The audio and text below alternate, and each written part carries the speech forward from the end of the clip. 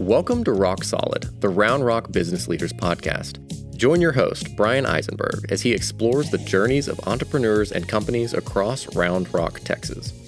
From startups and nonprofits to large organizations, each guest shares their passion for doing business in this thriving community.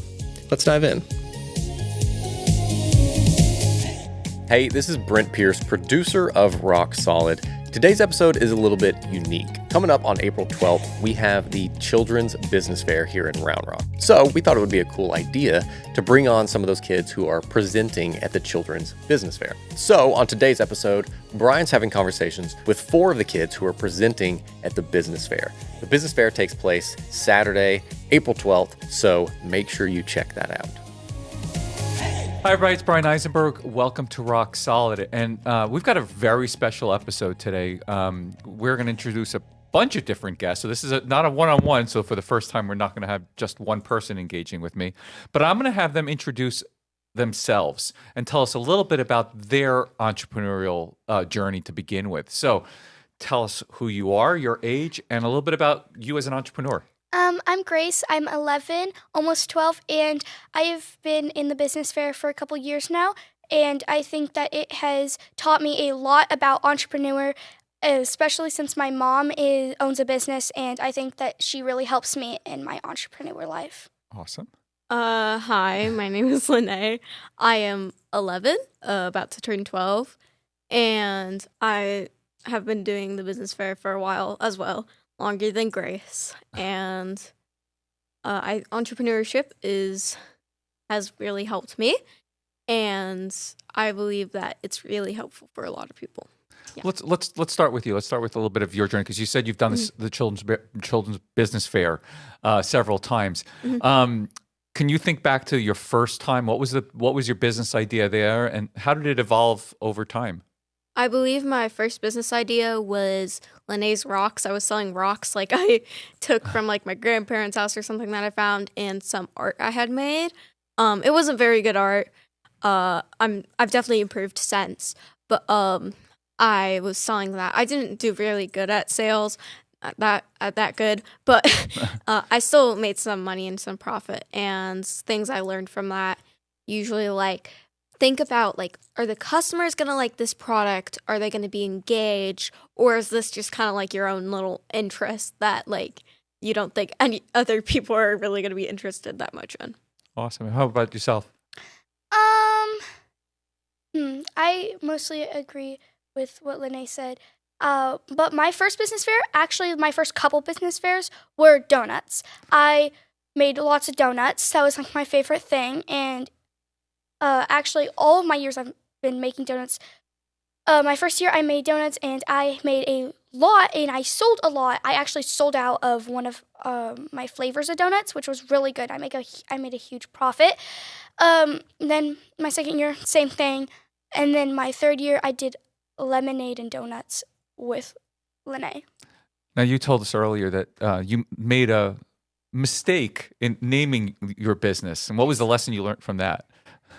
If you're going to name your business, don't name it something like Mushroom Donuts, because it makes it seem like there's mushrooms in the donuts. It was mushroom-themed donuts and, like, mushroom statues or, like, clay mushrooms that Linnae made. So next time, maybe I can, like, mushroom and donuts instead of mushroom donuts. Like, read your name out loud. Like, yes. Does mushroom donut, Linnae and Grace's mushroom donuts sound like there's mushrooms in the donuts, like mushroom flavored donuts? Or does it sound like the theme is mushroom themed donuts? We did not sell as much that year. So you said you had one flavor that sold out more than others. What was the flavor? Chocolate, for sure. We had just, like, normal glazed donuts. We had, like, vanilla glazed, chocolate. And those are 2 I can remember. I don't remember if we had any other flavors, like maybe strawberry. Can't really remember since it's been, like, a while since it's been, like, a year. Yeah, that's a long time. When you think about this coming Children's Business Fair, what are you thinking of doing differently this year than you've done in previous years? Instead of doing donuts this year, I'm actually going to be doing a slime business with my friend Addison, because I've always liked slime, especially Peachy Baby Slime, which is a slime company. And when I met Addison, whenever she joined our school, I found out that she also really likes slime. So she made a business, and I joined her as well as some other people, and I'm really excited to try like selling slime. Okay, so let's sell me some slime. How would you pitch that slime to somebody? It's homemade, made with natural ingredients, and it has a nice texture and scent and color. We have lots of different varieties, and I think it's definitely different from other companies, and I recommend buying it. Awesome. What are you doing this year? I'm doing little trinkets, various kinds. Like, I'm currently in the process of making some fruit trays. I have like origami, like little things with like little animals and stuff. Like, I have jellyfish. I'm also doing stickers, so little trinkets and like decorations. Some of the clay things I'm making are like pencil holders, a lot of artsy stuff because that's what I'm into. Mm-hmm. So it sounds like, but you're also trying to do some art with some functional stuff, right? Versus just like when you first started, you were just doing more art on the rocks. Why the shift? What did you learn that you needed that?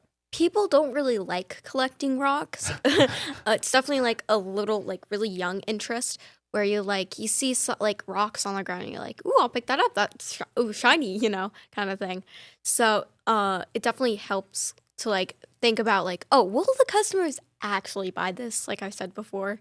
So I see you've got some of your products here. Tell me a little bit about those products. So I have two of my products, two of my three different kinds of products. I have some jellyfish here that I made in by hand and came up with like the folding way of doing it, and I decorated them with like little paint markers. Like you can mix and match them so they can kind of like look at each other and stuff. Mm-hmm. And I think they're really cute. I also have in this little box right here some stickers that I've made. I got a sticker maker for Christmas. Awesome. In the hopes of using it for the business fair. And I went on my iPad. I do a lot of digital art too. Designed little stickers, printed them out on there, and colored them. I have various designs. Mm-hmm. Some more of others. But of funny things, just like general things, or like a character that is popular, like this one right here. I'm struggling to pick up. This one, character that's popular, Miku, like her myself. Okay, so yeah. I've got a fun question for you. If you were going to design a sticker for back of Brent's computer, okay, here at Round Rock Studio, what would you want to design for him? I'd probably maybe do like a custom-ish design of like maybe like the logo, because that's really easy to do. I can only print them in black and white, but I can easily like color them. So I do these. Okay, so we might have to do that someday for him, because he can probably appreciate it. Being you guys are here in the Round Rock area, is there a business that you go into sometimes and you wonder like, well, that's a really amazing idea, or I don't know why they're even trying to sell that? I think that since I've always wanted to be like own a bakery or own a restaurant, when I walk into like a vegan, like dairy-free place, I'm like, this is a great idea because I'm vegan and I see this and I'm like, I want to do this. I think this is amazing. And I think that I can definitely do this, and I get really inspired. Awesome. I haven't really had that experience that much where like I walked in something, I'm wondering about that. I don't really think about that. It doesn't go through my head a lot. But what does kind of go through my head a lot, especially when I'm in food areas, like my mom works in food service, and we had a like cooking club at our school. Mm-hmm. So I have my food handler's certificate. So one thing that definitely goes into my head whenever I go into a restaurant are the people there like following that. And it's something kind of fun to like wait for my food and like nitpick little things that they're doing. I don't really think about business like stuff like that though. For your other question, you said like if you ever walk into a place, like why are they selling this? I haven't walked into a place, and I haven't like walked into a place, but I did watch this show Shark Tank, mm-hmm. and someone was trying to sell this little metal device that they drill into your below your ear, and so that the Bluetooth device doesn't just fall out of your ear. And I was like, why would they ever want to do that? Like, you had to get surgery to do that. Nobody ever did that gladly, and none of the sharks wanted to have that product. And if there was an update, you had to get surgery to remove it and then add and you had to stick a wire in your ear to goodness. charge it. I don't think I'm opting in for that one. Yeah, that's not a good. Not a good idea. Do you think maybe that entrepreneur could have benefited from like what you've learned from the Children's Business Fair and the curriculum and kind of like the process of developing a product? Yeah, probably because I wear headphones, not necessarily earbuds or stuff that can fall out easily. I do hang out with my friends who do have AirPods, so I can definitely relate to that. But I wouldn't get surgery into my ear to wear an AirPod that I'm not even going to wear that much. Yeah, I agree. I think that if that person may have gone to the business fair and may have participated and learned like, hey, I got to think, do the customers really want this, or is this like just a thing that I think will work out? Like, is it something that people will actually want to buy? So the business fair is coming up soon. What are you most excited about the upcoming business fair? Probably, I'm going to have a new business instead of just making donuts. And I am excited because we've actually set up like a little kind of hangout play date so that I can make this product with my friend. And I can learn how to make it and make posters and find out how I'm going to decorate our booth and not do donuts again and again and again and move on to something different. Awesome. What I'm most excited about, probably just like being able to like show my art and get my art out there. I don't really do social media, but like I like it when people like get to see my art and are like, oh, that looks cool. Like on my first year of business fair, I had like this owl like painting I did where I just kind of colored in the lines. And then my friend's mom bought it, and then she like sent a photo of that like hanging in her house to my mom. My mom showed it to me, and I was like really honored because like what I'm most excited about is like getting my art out there and like helping people with my art because I really like doing art. What do your friends think about you being in the fair, and what do you hope that people think about and why they should bring their family, their kids to come to the Children's Business Fair? I hope that if someone new is like, I've heard of this thing called the business fair, I'm gonna check it out, and they have their little kid and they find out the talent of their child, like, oh, I didn't think my child could do this stuff. Like, they're all children that are entrepreneurs and they are thriving in these businesses, and that could become real things whenever they get older. Awesome. I'm not really sure what my friends think because like I haven't really talked to them that much about it. I do have one of my friends, Allie. I did talk to her about like some of the things I'm selling, and she was definitely like, "Oh, I would probably buy that." And I was definitely showing my friends because I like drew some of the prototypes, and they're like, "Oh, that actually seems like a really good idea." For the friends, not my friends, but some people at my school, are actually getting more interested in slime. Most of the boys actually are like, oh, this is cool. Like, they're always like begging me, like, can I please play with some of your slime? And so then they're saying like, oh, I'm going to buy this like at the business fair. I want to buy this because this is a cool product. So I think that's very good for our company. Awesome. Well, I look forward to seeing you at the fair. And if you have any last things you want to tell people why they should come down to the fair, let them know. Probably it's a great opportunity to see these small businesses and see how it could turn into a big thing one day, and to see like if your child wants to do that, because like all children are capable of anything. If like your child has a little hobby or a talent that they like to do, get them like into the business fair, which is on April 12th. Yeah, April 12th. On Saturday, and I think it'll be a really good opportunity for anyone. Awesome. Basically just what Grace said, but also I feel like it's also a good thing because if like you're above the age of 18, which is like the maximum age to sign up, it is definitely a good way to like support younger people and like entrepreneurs and stuff. Awesome. Thank you so much. Rock Solid is produced and recorded at Round Rock Studio. Located right here in Round Rock, our state-of-the-art studio is built for podcasters and creatives alike. We offer multiple professionally designed podcast sets, top-notch recording gear, and a full photography studio ready for any project. Whether you're launching a new podcast or upgrading your existing one, we can help with multi-camera recording, editing, and everything you need for success.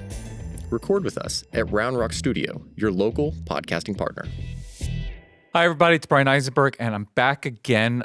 Rock Solid. We're here to talk about the Children's Business Fair that's coming April 12th at the Chaska YMCA from 11 to 12. It's a Saturday. Super family-friendly event. And I've got two more entrepreneurs to share a little bit about their experience going into this. This will be their first time at the Children's Business Fair. Tell everybody who you are and your age. I'm Katie. I'm 12 years old. And we've got one of the younger ones today, 10 years old. Tell us a little bit about your name and your background and what you're excited about for this Children's Business Fair. My name is Emeric Bradley, and I'm 10 years old. I'm really excited for the Children's Business Fair because I've never done it before, and I don't know what's coming. So I would really, really love to sell my product and my business and try to earn some profit. I don't really have anything the profit is going towards. Okay. But it's just like kind of a hobby. Well, you've been doing a little bit of a business for a while now that you're going to do the first time at the fair. Tell us a little bit about that business. I've been doing my business for about a year. I sell shaped crayons. Okay. I have silicone molds. I put crayons in them and I melt them. I make different shapes of crayons, like bats or diamonds or little dinosaur guys or letters of the alphabet, numbers. Like, I have lots of things that I'm selling, lots of different shapes. Have you been selling them already? Yes, a little bit, but I have not been getting very much profit. I have not had much of the word. I haven't had much income I haven't had much customers. So is that the big thing you're excited about for the fair? Because, there's probably be a lot more people there. It's age. My business is more age range to younger people, and whenever I am selling things, I'm normally near people my age or older, but it's mainly aged to younger people. Are you trying to discriminate against us old guys who might still like the color? No, I'm just saying it's targeted. The market, it's targeted to younger ages, around 3 to 8. Oh, okay, that makes sense. During this process of developing the product and getting ready for your booth at the fair, what are some of the things that you've been learning to prepare for it? Learning to prepare. I'm getting more molds and I'm buying more molds. I need to make a lot more of my product. I'm still getting ready. And I still have a lot to do before the Children's Business Fair. Awesome. And what is your idea for this Children's Fair? What are you going to be selling? I'm going to actually be selling movie-themed edibles based off of the Harry Potter movie franchise. Okay. That's the word. Yeah. So we're going to have multiple kinds of things. There's going to be chocolate frogs, from like the first movie, Trolley, all that. There's going to be wizard hats and chocolate-covered wands. Yes. Which is basically just a chocolate-covered long pretzel. And then there's molds for the chocolate frogs and wizard hats, and there's going to be raspberry in the frog. Well, it sounds like a magical experience that you're planning on selling there. I did get the laugh, so that was one of my goals. What do you expect that customers will their first impression of your booth when they come and see those products? I mean, I want them to first think that I put effort into it and that I actually tried and stuff. So tell me a little bit about how you came up with the idea of doing molds for your crayons. I've been asked this question a lot, definitely. Okay. And with my crayons, the idea I took from was I saw that not very many businesses make shaped crayons, and it's normally just the simple short crayon, like different shapes, like different animals or something. I haven't seen very many businesses, of course, make shaped crayons, and I thought, hey, I have a lot of crayons. My family has a lot of crayons that I don't really use, and I saw that it'd be cool if I could do that and earn some money. Because doing a lemonade stand like almost every other kid in the world every summer, I thought, why don't I do something unique? Why don't I do something special? And yeah, I've been working on my business for almost a year now. So I love this idea of, recycling products that you might have not been using anymore. Have you given some thought to maybe also having a way that, and you can let people know right now, that if they want to bring their broken crayons, they can bring them to you and then you can recycle them into something cool? I have had lots of donations from different people for a bunch of crayons. You can get a discount if you do bring crayons. Ooh, so there's an incentive also to do that. Yeah, you can get a discount. So the crayons you give, you can get a discount for different shapes. Yeah. Do you have a favorite shape one that The very first shape that I ever had, it's probably my favorite, is a little bat. I have this little bat that like all of my different crayons have all different shapes and colors. So yeah, the bat's normally black because that's the color of a bat. It works well for outlines, and it's the first one. The bat shape is special to me. Awesome. So for people who have not been there before, because I know you've been to several of them, what do you think is going to surprise them the most when they show up the first time? I think how many kids have these unique ideas and like actually put them out there into businesses. I've seen like some impressive things. Sure. A few years back, I did get this really cool skull necklace made by someone in Pathfinders, and they had like a jewelry business. Okay. It was really cute. And what do you hope that people kind of like the first time they show up? What do you think? Because you've been to one before, right? No, I have not. Oh, you've never been to one? Yeah, I don't know what it's going to be like. So I'm starting off right at the bat, ready to get hit. I don't know what is going to happen. So I kind of just threw myself in there. Like, I've never been to one, but yet my first time is going to be selling my product. Okay, so question for you. If, they see you on this podcast and there are hundreds of people who rush to your booth to buy your crayons, how are you going to handle all that volume? I really do not know because it's a single person business, and I've been looking for people to help me, like hiring people, but nobody really has accepted. So I don't know what I'm going to do. I work on my business alone. I only really get donations from people. That's it. Well, maybe they'll hear you here and decide that they have to join you. You've been around the children's business for a few years. If you have any tip that you would give to any kid who may not be participating this year but may want to participate next year, what would be your advice for them? Whatever interests you the most, I think you should like look around before coming back, because then you may find something better.